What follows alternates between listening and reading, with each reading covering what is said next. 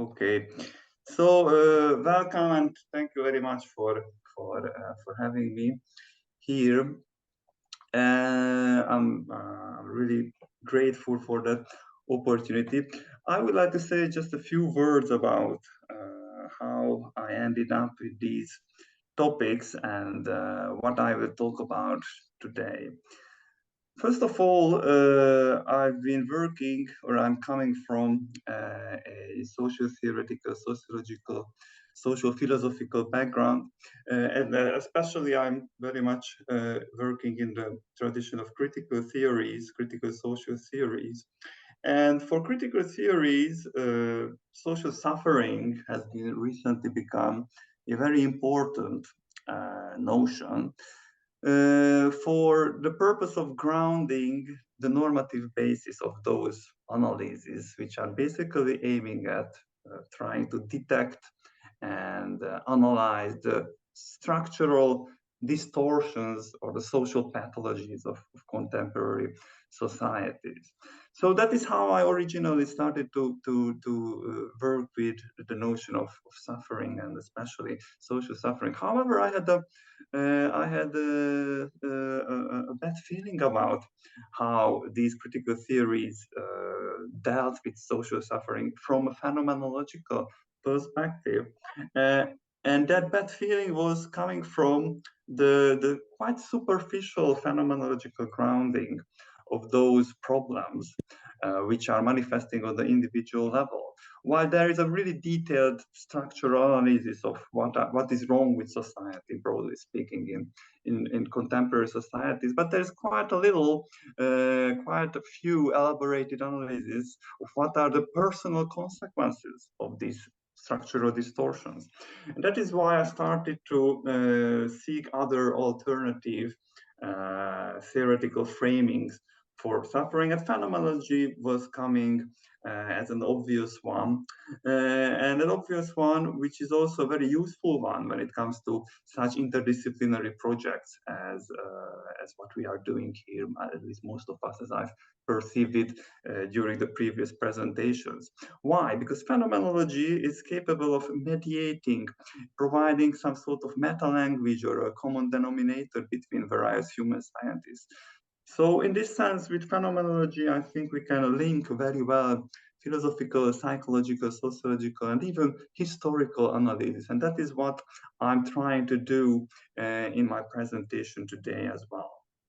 In the first part of the presentation, I would like to talk a little bit about a really sketchy genealogy of contemporary anxiety. What are those historical modernizational transformations which end up in a structural constellation characterized by high probability, or at least increasing probability of anxious problems, anxious disorders. For this, first I will provide a little bit of a phenomenological reconstruction of anxiety, and after that I will try to show some platforms for analyzing these phenomenological tendencies. In the second part of the presentation, I will talk about another dimension of how social theory can contribute to the phenomenologies of psychopathologies. And that other part will be about those socialization processes, which are responsible for translating and linking to the individual level those structural distortions which are going to be introduced very shortly in the first part of the presentation. So while the genealogy is supposed to describe those large-scale macro-level transformations which create a space wherein anxiety becomes probable, and the socialization dynamics are responsible for translating these chances to actual lived experiences. And finally, if I will have time, and I hope I will talk very shortly about some consequences for praxis. I really do think, and I really hope that these sorts of social extensions or explorations of phenomenological psychopathology has or might have some consequences for both emancipatory praxis, which is more related to the sociological field, and maybe potentially to even therapeutic praxis as well.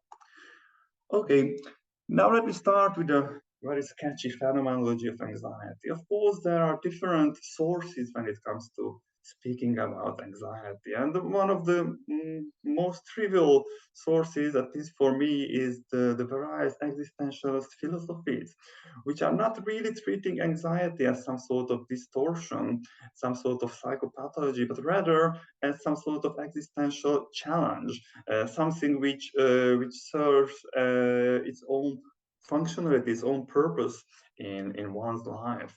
If you are thinking about Kierkegaard, for example, in his analysis, the anxiety is something which is always appears or emerges in those points of life where a certain existential paradigms reaches its end point, reveals its meaningfulness. If you're thinking about his major book, either or, both the aesthetic or the ethical form of life has its own paradoxes, which are culminating in some sort of meaninglessness, lack of meaning, and these are creating anxiety or dread on the individual level.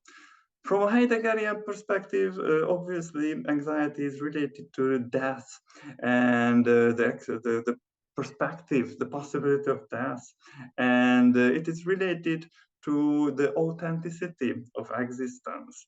It is some sort of driving force towards forming an existence which could be authentic, although it has its difficulties, obviously.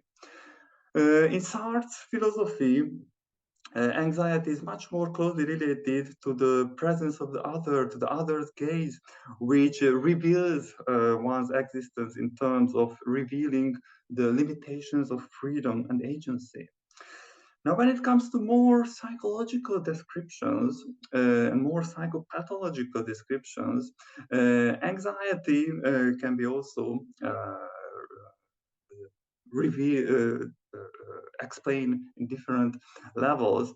From a psychoanalytical perspective, there is the element of internal conflict between the conscious and subconscious level, and anxiety is related to those experiences which are made a taboo or made a source of some sort of frightening, uncontrollable internal mechanism, and usually that is related to the punishments for experiencing some sort of id impulses.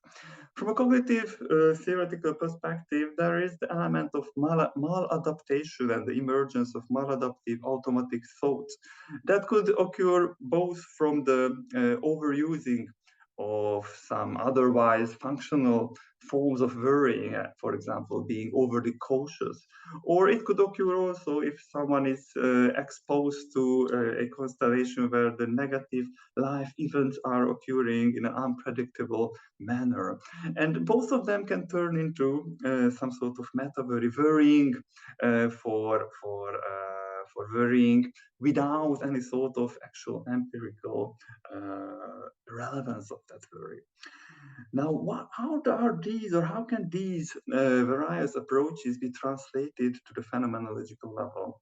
I think from this perspective, anxiety is first of all needs to be understood as a way of inhabiting the world in its complexity, in its irreducibility, both if we are thinking about it as a life world in Husserlian terms, or if we are thinking about it as the flesh from a Merleau-Pontian perspective, it is obvious that there are different ways of engaging or intertwining with the world, including both material, subjective, and intersubjective elements.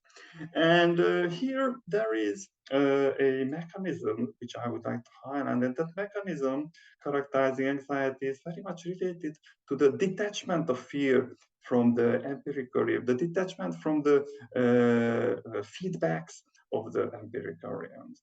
And that could be the result of either some sort of punishment or tabooing, or that could be the result of the unpredictable or the otherwise uncontrollable impulses. But due to these various sources, if the field is disconnecting from empirical feedback, then its boundaries are gradually becoming blurred. And if the boundaries are becoming blurred, that is when this meta-worry emerges, and that is when the fear is transforming into an unlimitedly expanding attunement of existence. And this expanding enables that the whole world, the whole life, the whole flesh is starting to be built around this feeling. And that is when the whole horizon of expectation is going to be circumvening these constraints. Now let me turn a little bit to the sociological aspects. What is the socio-phenomenological question here? How can sociology add an additional dimension or layer to these analyses? I would argue that there are two directions, two dimensions here. The first one is I call the genealogical dimension.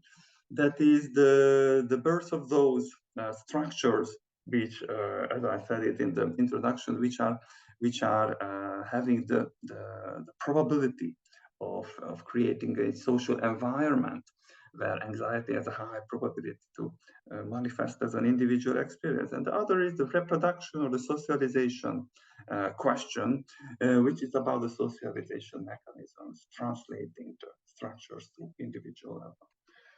Now, if we would like to theorize a little bit about the possibility of linking phenomenological psychopathology with social theory, the first question needs to be raised is how to localize the processes of detaching fear from its empirical feedbacks on the framework of social theory.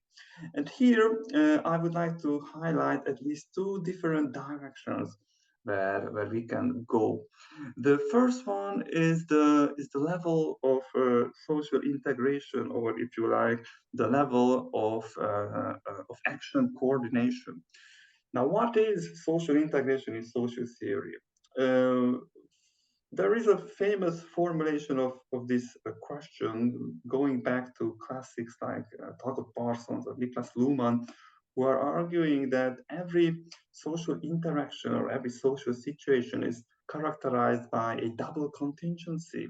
Both participants are mutually exist as a black box for each other. And sociability is basically about resolving this challenge of double contingency, and norms, roles, or social systems or mediums of communication. These are all basically doing just that. They are creating predictability in the place of the previous double contingency. And that is one level where the detachment of fear can be explored. If, for example, we are having an increased unpredictability of social institutions and structures, or there is an increased turbulence in the acceleration society, for example, in Hartmut Rose's book of contingencies in the social life, or due to the transformation of the public sphere or media, the perceived level of threatening events is increasing. All these can contribute on the integrational level to a climate, to a structure wherein anxiety is becoming a probability. But there is another level, and I would like to explore this other level now.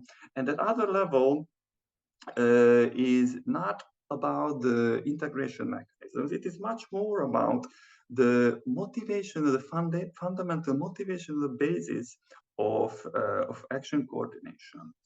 And this level is not really explored by social theories. It is much more explored by philosophies, social philosophies of social contracts.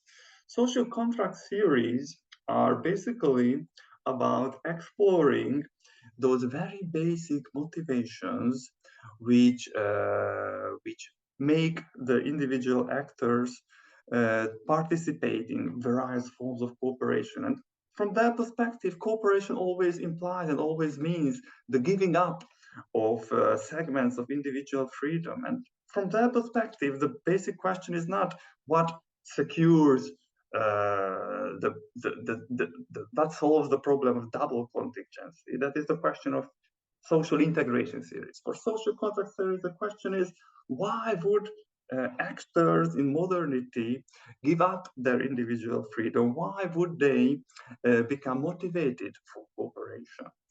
And basically, there are two ways for social contract theory. One is I would call a negative motivational basis, and the classic author here is, of course, Hobbes. From Hobbes' perspective, it is a fear from the unconditionally free others which motivates actors to enter into social relationships, to make the social contract. But there is a different approach, and this approach is much more about the promises, the hopes of cooperation, and that is the big classic, or I would say the starting point for this branch is Rousseau. It is not enough, according to Rousseau, to claim that the society, the social life is better than the natural condition because it provides some basic security. If that basic security is otherwise taking away all the freedom from the actors, as it has happened, according to Rousseau, throughout the majority of history, there is something else which needs to be promised by the social contract. Some positive element is required here as well, such as the ensuring of institutionalized freedom in forms of rights. So from this perspective, there could be differentiated a negative and a positive motivational basis of sociability. And I would argue that these negative and positive motivations are constituting an independent layer compared to the mechanisms of action coordination. Each mechanism of action coordination can be motivated by negative or positive incentives, if you like. And this enables us to think about the modernizational dynamics of the balance between negative and positive motivations for cooperation. And that is just what I would like to do very briefly in a very sketchy way by relying on sociological diagnosis of times. So if we go back to the era of classic modernity, which I would say in the pre-Second World War era, very vaguely, the classic theories of social integration, like Emil Durkheim's theory of organic solidarity, or Max Weber's theory of legal and bureaucratic domination, these are basically including references for both negative and positive motivation for cooperation. In both cases, it can be reconstructed. What are the fears of the actors who would like to engage in these sorts of new modern forms of sociability, and what are those hopes they are expecting? Just to give an example, the repressive collective consciousness or the uncontrollability of affections or dogmatic traditions. These are the fears, and the hopes are some sort of functional refinement and the overall increase of the quality of life, or the legal security provided by the bureaucratic legitimacy. Now, in case of these theories, these modernization theories, what we are saying is there is some sort of very fragile balance, but there is still a balance between positive and negative motivation for cooperation. For the actors of classic modernity, at least based on these modernization theories, we can say that there is some advantages and some disadvantages of the modern forms of sociability, and both of them plays a decisive role. So both of them serve as the basis of engaging social interactions in their own way. However, during the second half of the 20th century, and here I would like to rely on Habermas's classic diagnosis of time in his theory of communicative action, this balance is slowly and gradually in a turmoil. According to Habermas, there is a new form of modernizational problem that he calls the colonizing of the life role by the social systems. And what it means is that basically the level of the phenomenological level of everyday life and those communicative processes which are maintaining and reproducing it are damaged and distorted in so much extent by the expansive system processes and mediatized social relationships that their very reproduction is becoming endangered. And this colonization thesis is culminating in the contemporary critiques of social integration. And what we see, just to mention two classic analyses, Ulrich Beck's analysis on risk society and Manuel Castell's analysis on the global informational network society, what we see here that both of these actors, both of these authors are arguing for a transformation of not just the surface level of social life, but the very deep structures of the social life. What is happening, according to them, is some sort of deconstruction, decomposition of modern social institutional structures. It means that there is no new positive, utopic horizon on the actors for the actors anymore, but only the negative pressures are remaining. The risk society is basically about the amplification and expansion of new different sorts of threats, which are all to be handled and managed by the individual actors themselves. The global informational society is basically about uncontrollable global structures which are rendering the individual actors helpless due to the difference in the flexibility, especially when it comes to capitalist market relations. So what is happening here basically is while in classic modernity we can say that there is some sort of balance between the negative and positive motivation for cooperation. In late modernity, this balance is gradually shifting towards the negative one. It is going to be mostly the fears which are going to be the driving factor towards sociability. Social relations and social interactions are based more and more on fearful sentiments and phenomena, and there is less and less expectation of creating some sort of stable, predictable social institution which can provide some sort of utopic perspective, either on individual or on a more collective level. And that is what I think is the most important component of explaining on the macro level the transformations of social structures. What we are seeing is that these structures are becoming, are not providing anymore an inhabitable world for the actors on the macro level. That doesn't mean, of course, that there is no such possibility for on the micro level either. And I know that that is the focus of this seminar series.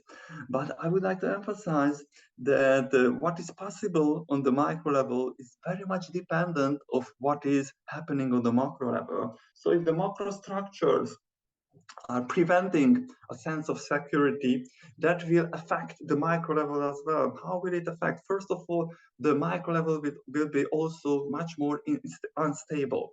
Secondly, despite this instability, the pressure on the micro level for providing more security, because it needs to supplement the lacking macro securities, is increasing, and that is going to, this increase pressure on intimate, private sphere relationships is going to cause its own difficulties and problems.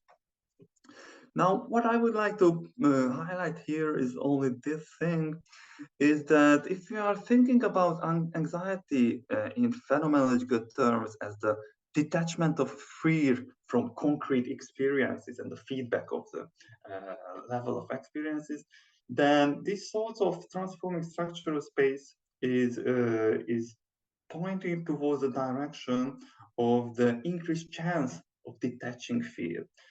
Because all those securities which are related and originating to the social institutions are not available anymore.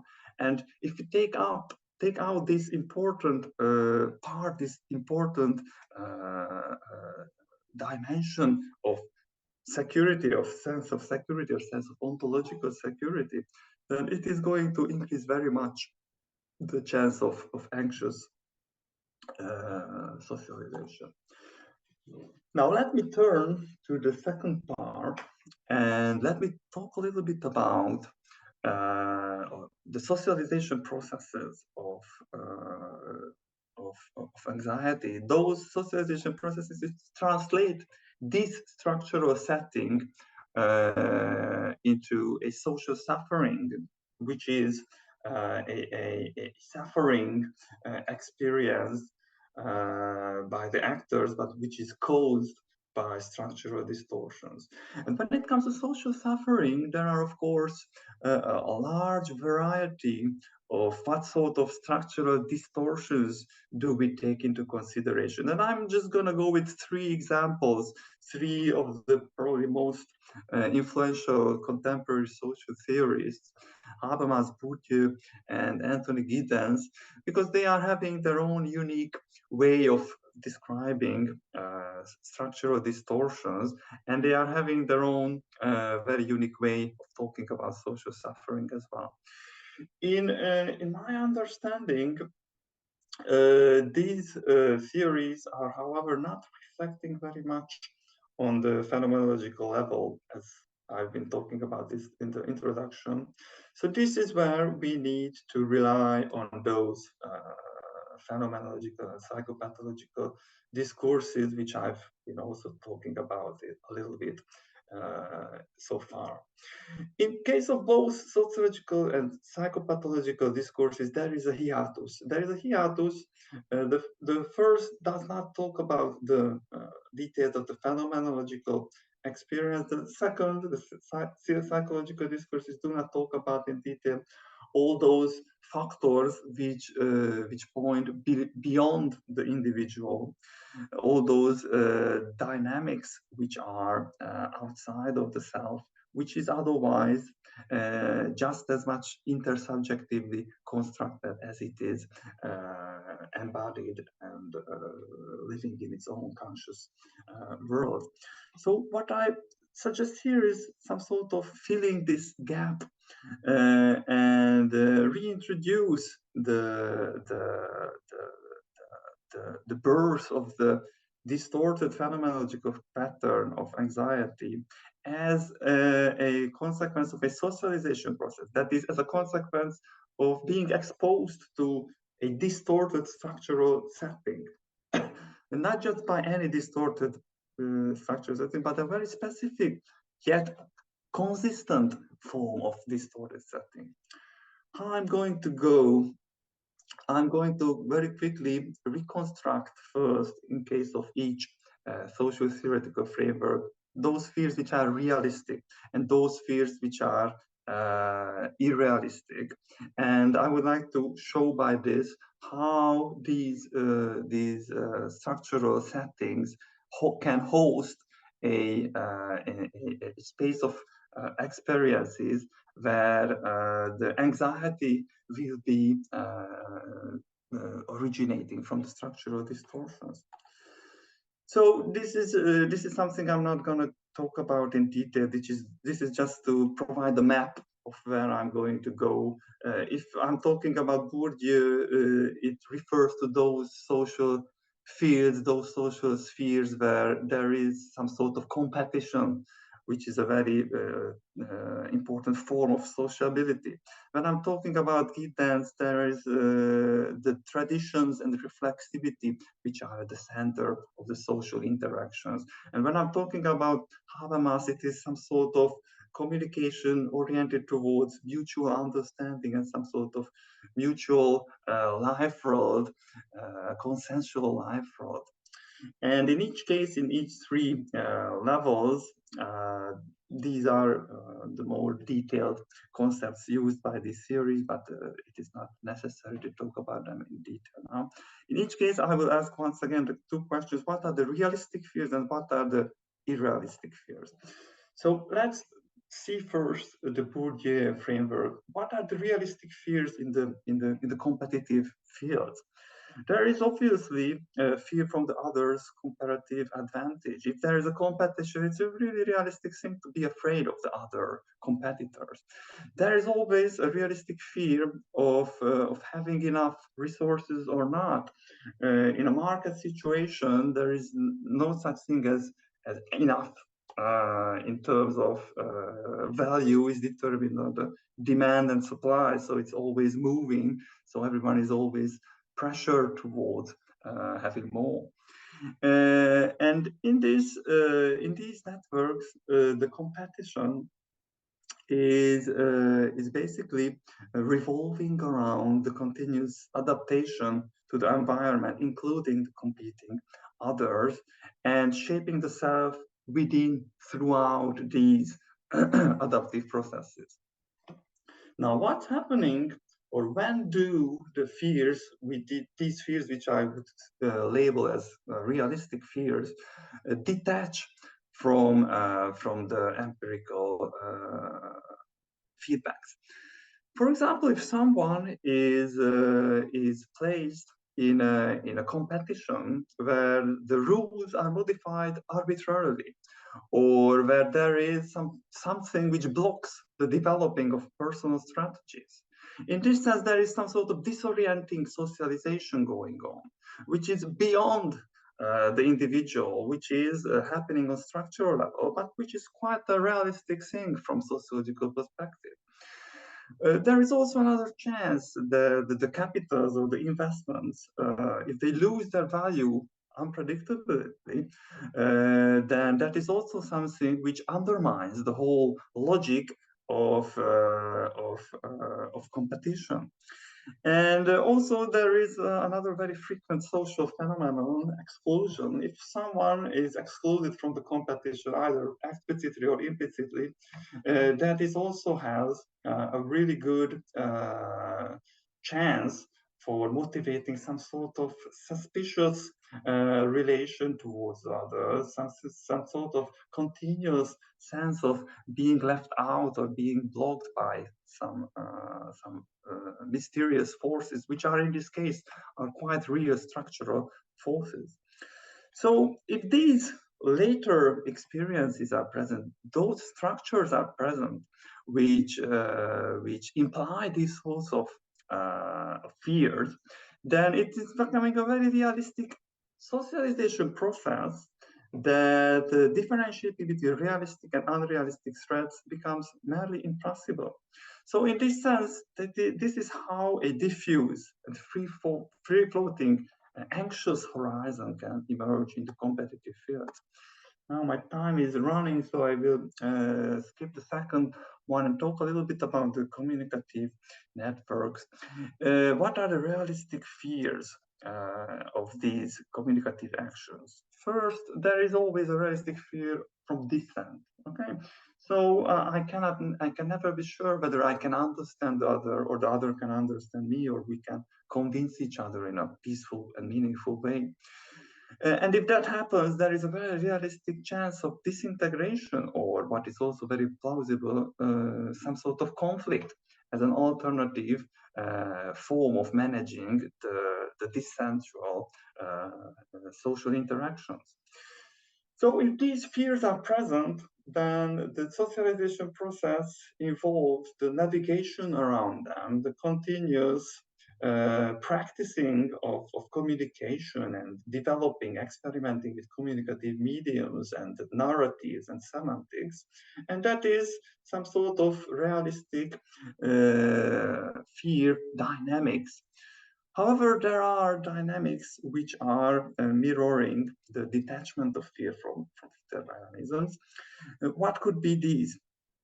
For example, if there is some sort of suspicion that the other or the others are not honest, they are manipulatively participating in the communication because of their hidden interests.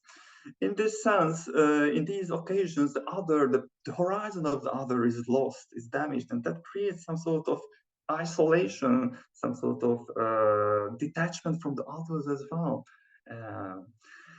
If there is an over professionalization of communication, for example, on discursive level or because of social system mediators, then the face-to-face linguistic interactions lose their plasticity, and simply there is no space for practicing communication.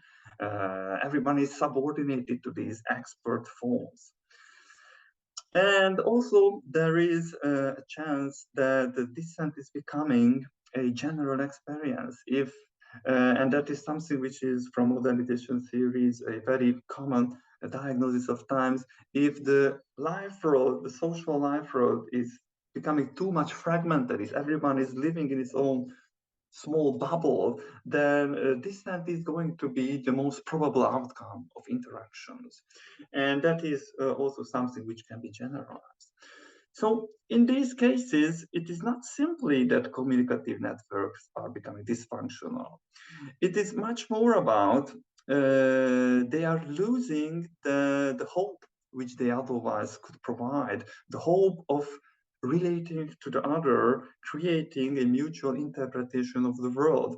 And in these cases, any new interaction is actually becoming a risky or sometimes threatening situation. And in this sense, every interaction is reinforcing and amplifying the feeling of fear and the feeling of anxiety related to sociability. So this is just to go back to the map I was very quickly sketching before. At all these levels, we can be differentiating between different action coordination mechanisms and how they can be distorted in a way which implies the birth of anxious experiences. Okay, now what my point is here, to draw some more general conclusion, is that it's never simply one or another component which matters. From the perspective of the individual, there is always an ego network surrounding them. And these ego networks are constituted of these and other integrational patterns. And my point is, and my claim is, anxiety emerges in those situations if all of these or the majority of these social ties is distorted in a similar fashion, in a consistently anxious fashion. That is when anxiety is becoming an overwhelming experience from a sociological basis, from the basis of distorted intersubjectivities. So that is when the totality of the life road is constructed in a homogeneously distorted way. Now, that is, and I would like to conclude with some notes on these in this last part. That is also a potential for praxis, both for diagnostic, both on diagnostical, both on intervention, both on broader social emancipation level. First, about the diagnostics. I would like to argue that if we are complementing the phenomenological psychopathologies with sociological insight, not just this, but with other thoughts, I think that there is a possibility to approach the manifestations of mental disorders from the perspective of the distortions of the structural setting, from the distortions of the ego network of the subject. And for this, I'm quite convinced that some sort of sociological diagnostic tools can be developed. They are not really developed at the moment, but I would argue that this is something which can be done, and which can be done if we are expanding the phenomenological psychopathology towards these social theoretical directions as well. And that would mean that it is not just the internal phenomenological structures of the individual which can be measured and which can be worked on in the therapeutic process, but also the network surrounding the individual. And that is something which I think has potential.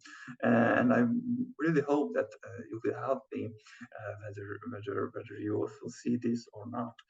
The other thing which is probably more convincing and requires less interdisciplinary effort is to argue about the potential of social criticism and emancipatory praxis. If we are elaborating those constellations wherein the social structures create an environment around the subject which is implying a consistently anxious or depressive or addictive or other mental disorder like phenomenological pattern. That means that these structural framework, these structural settings are normatively evaluable. They can be called as social pathologies in literary sense. They can be called, labeled as something, as a structural setting which is responsible for actually contributing to the development of mental disorders or psychopathologies. And this means that that emancipatory praxis, both on the institutional level, both on the healthcare level, both on the prevention level, can be related to these diagnoses. Okay, now I would like to end here because I think that it's about time. And here I've just copied my book, which was mentioned in the introduction. And if you are interested about these directions of thought, I'd be more than happy to send it to you as well via email. Feel free to contact me. And thank you very much for your attention.